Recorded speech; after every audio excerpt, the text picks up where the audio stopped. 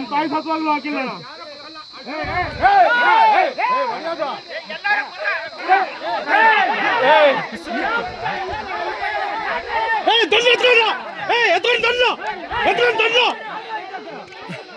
RRS news Manchenahalli ವರದಿ. ಚಿಕ್ಕಬಳ್ಳಾಪುರ ಜಿಲ್ಲೆಯ ಮಂಚೇನಹಳ್ಳಿ ತಾಲೂಕಿನ ಕನಗಾನಕೊಪ್ಪ ಗ್ರಾಮದ ಬಳಿ ಜಲ್ಲಿ ಕ್ರಷರ್ ಮಾಲೀಕರಾದ ಸಕಲೇಶ ಮತ್ತು ರೈತರ ನಡುವಿನ ಗಲಾಟೆಯಲ್ಲಿ ರೈತ ರವಿ ಅವರಿಗೆ ಕ್ರಷರ್ ಮಾಲೀಕ ಸಕಲೇಶರವರಿಂದ ಗುಂಡಿನ ದಾಳಿ.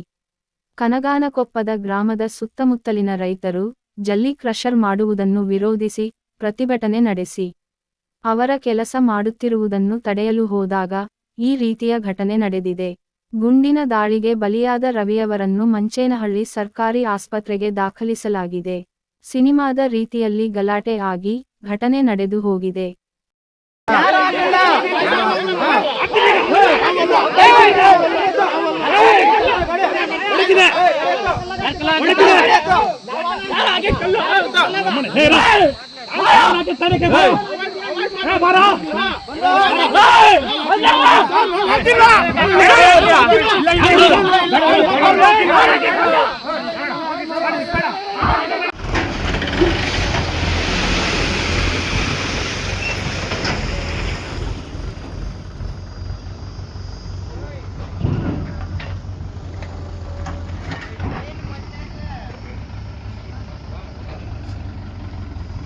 ಮಾಡಪ್ಪ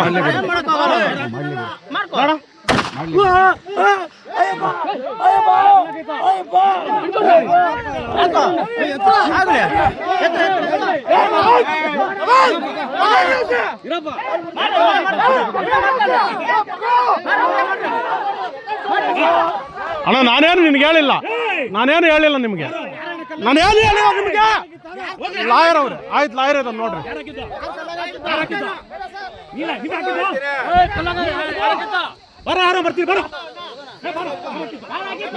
ಯಾರು ಹಾಕಿಲ್ಲ ಕಲ್ಲಲ್ಲಿ, ಯಾರು ಹಾಕಿಲ್ಲ, ಯಾರು ಹಾಕಿಲ್ಲ.